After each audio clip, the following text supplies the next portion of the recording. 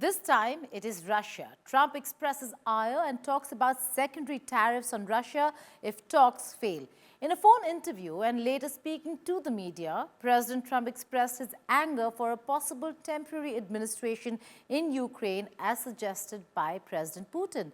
The US president believes Putin's suggestion could actually delay not just the peace deal, but also the US-Ukraine minerals deal.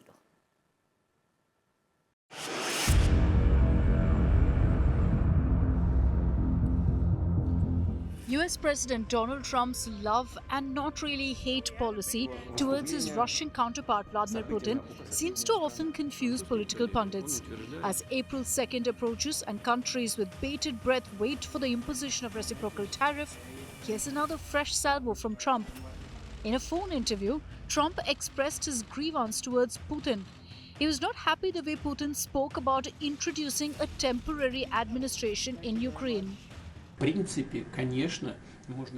principle, of course, it would be possible under the guidance of the UN, with the United States, even with European countries, and of course with our partners and friends, to discuss the possibility of introducing temporary administration in Ukraine.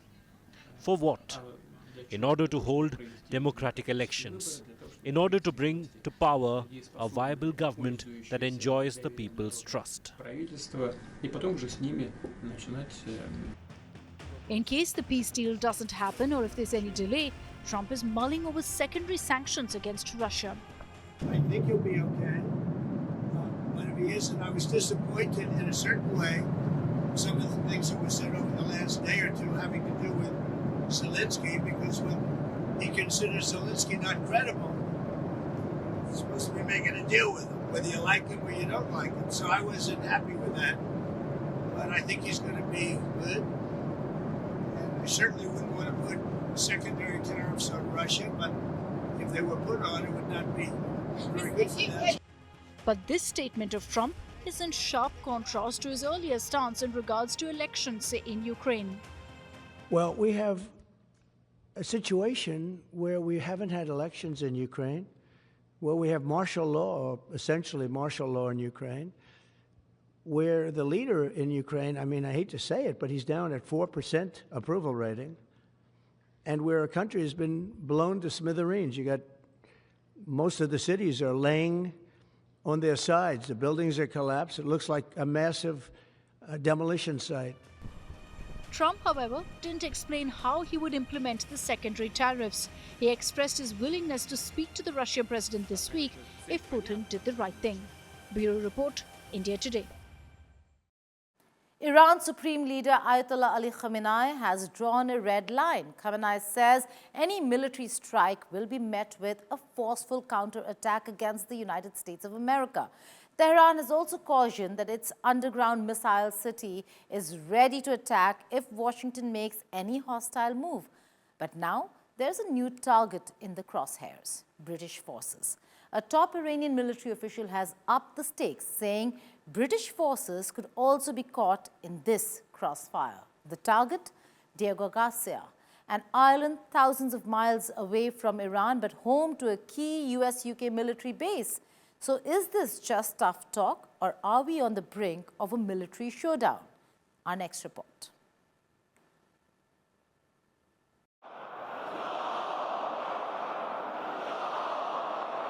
The enmity from the US and Israel has always been there. They threaten to attack us, which we don't think is very probable. But if they commit any mischief, they will surely receive a strong reciprocal blow.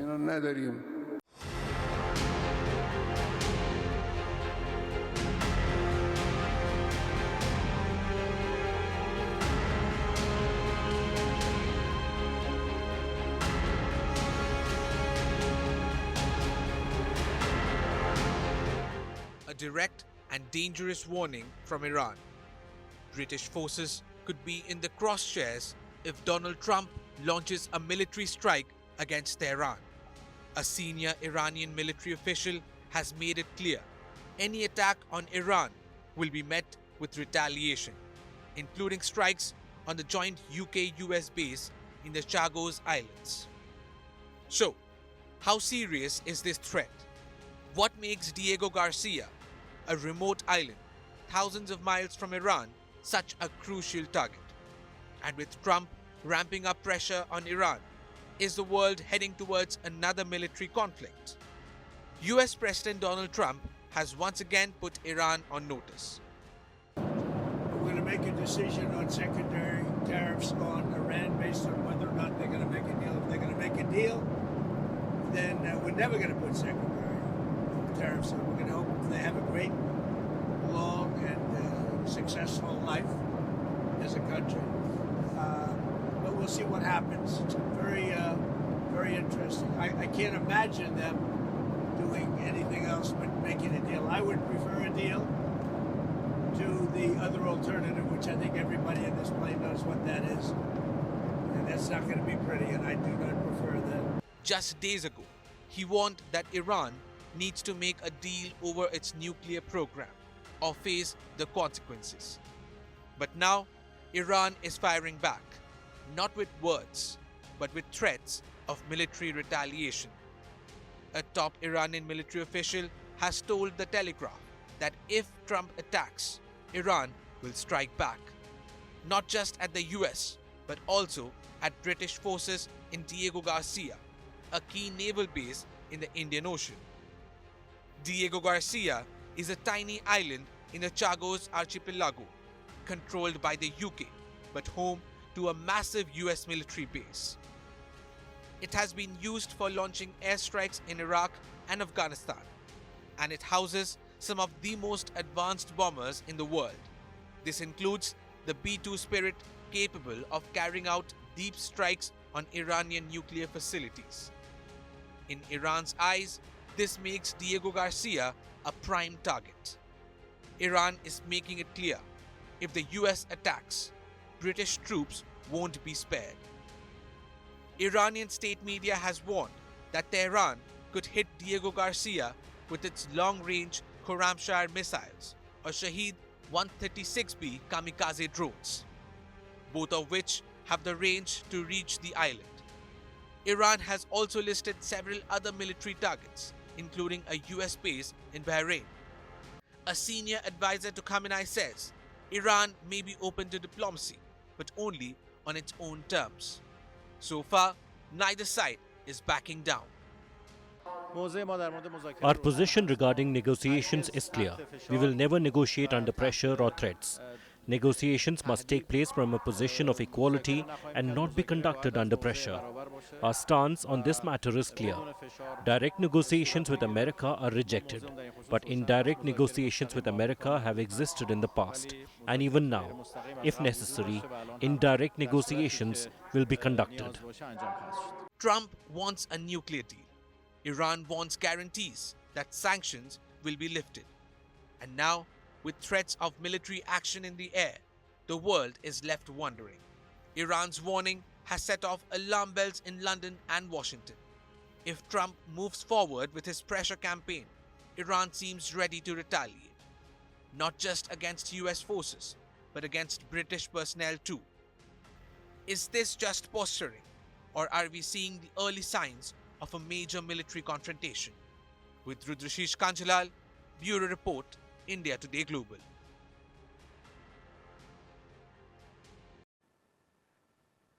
US President Donald Trump has not ruled out the possibility of a third term in the White House. During a telephonic interview with NBC News, President Trump said a lot of people want him to run for the White House for a third term, though the 22nd Amendment in the Constitution prohibits running for a third term. Trump said there were methods to do so and clarified that he was not joking. The broadcaster asked him if a scenario was possible in which J.D. Vance would run for the office and then hand it over to Trump.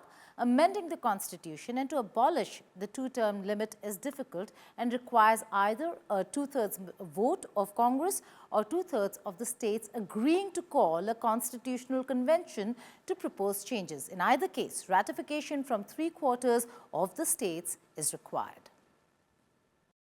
I don't want to talk about a third term now because no matter how you look at it, we got a long time to go. We have a long time. You know, we have almost 4 years to go. And that's a long time. But despite that, so many people are saying, you've got to run again. They love the job we're doing. Most importantly, they love the job we're doing. Barron Trump, the youngest son of U.S. President Donald Trump and First Lady Melania Trump, spotted a Rolex as he arrived at Trump Towers in New York. Barron, who had turned 19 on the 20th of March, appeared to be wearing a gold Daytona model of the luxury watch, which costs about $50,000. The New York University freshman wore the Rolex as he and his mother, Melania Trump, entered Trump Towers. Barron is known to informally advise his father on politics and policy, despite being a very young man and only in college. His interests reportedly include real estate, business, and cryptocurrency. Elon Musk, the billionaire entrepreneur, the man who took charge of America's government spending, is hinting at his next big move, stepping down from his government duties. After months of aggressively slashing federal expenditures as head of the Department of Government Efficiency, or also known as DOGE, Musk says his job is almost done. But his exit from Washington comes at a turbulent time. His EV empire, Tesla, is facing backlash, protests, and stock declines. So is Musk stepping down from DOGE to focus on Tesla? Or is the pressure of running multiple ventures finally catching up? Here is a deep dive. Elon Musk, classified as a special government employee, has been serving a 130-day term as a special advisor to President Donald Trump, overseeing an aggressive campaign to cut government spending. Musk and his team at DOGE claim that they've saved US taxpayers $115 billion so far. This was done through workforce reductions, asset sales, and contract cancellations. And in an interview with Fox News, Musk hinted that his job at DOGE is almost done. Musk's aggressive cost-cutting measures have driven federal expenditures down to approximately $6 trillion. This is one of the most drastic reductions in modern US history. But Musk's surgical spending cuts haven't come without consequences. His policies have sparked nationwide protests, lawsuits, and a political firestorm. Critics argue that DOGE is recklessly gutting essential services without proper oversight. Some even accuse Musk's agency of violating privacy laws and operating beyond legal authority. Musk, however, remains unfazed. With the trillion-dollar cost-cutting mission of DOGE almost complete, Musk says he's ready to step down by late May. But the big question, will he now focus on fixing Tesla? For now, the billionaire who promised to revolutionize government spending may be leaving Washington. But his influence over the Trump administration is far from over. So is this really the end of Musk's role in politics? Or could we see him return to Washington in another capacity? That remains to be seen.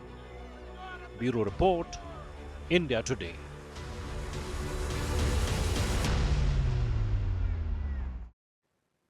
Elon Musk handed out a $1 million check to Wisconsin voters despite backlash from critics, as well as a lawsuit from the state's attorney general ahead of a Supreme Court election in the state. Earlier, Musk had clarified only spokesmen for online petition against activist judges would be eligible for the money. At the town hall in Wisconsin, Musk wore a cheese hat as an ode to the state's cheese industry and its Green Bay Packers football team. Video shows the Tesla boss signing the hat before tossing it to elated fans in the crowd. Musk had rallied for Brad Schimmel, a conservative politician running for a Wisconsin Supreme Court seat. Schimmel is being backed by Trump. Musk and many of the ex-owners' support groups have spent over $20 million in the campaign supporting Shine. Thanks for coming.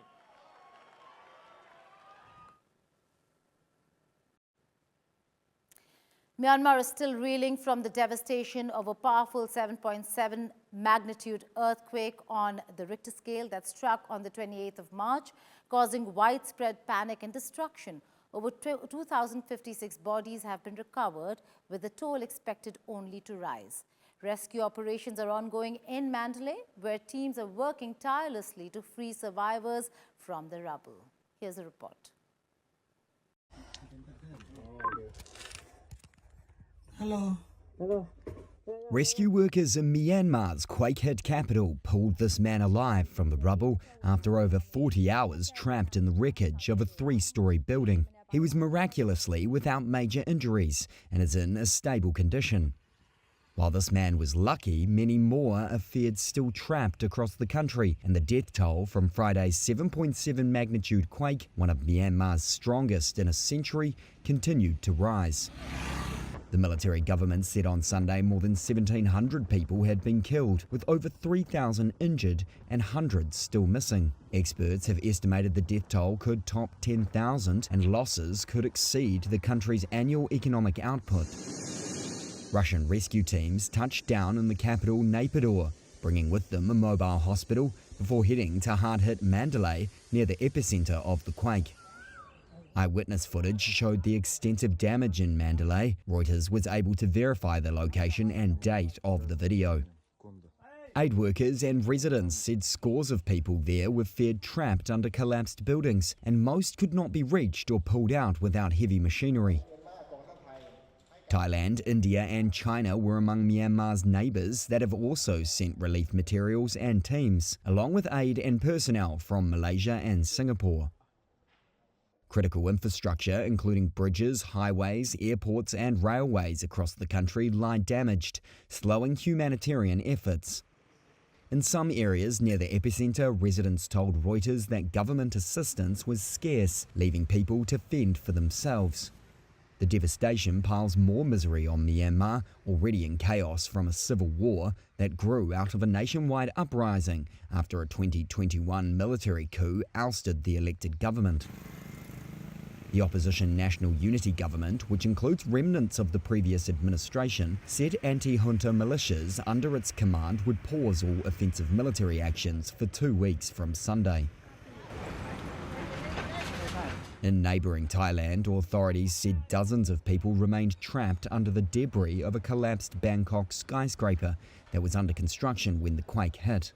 Rescue workers used drones and sniffer dogs to hunt for survivors, but only bodies had been retrieved so far.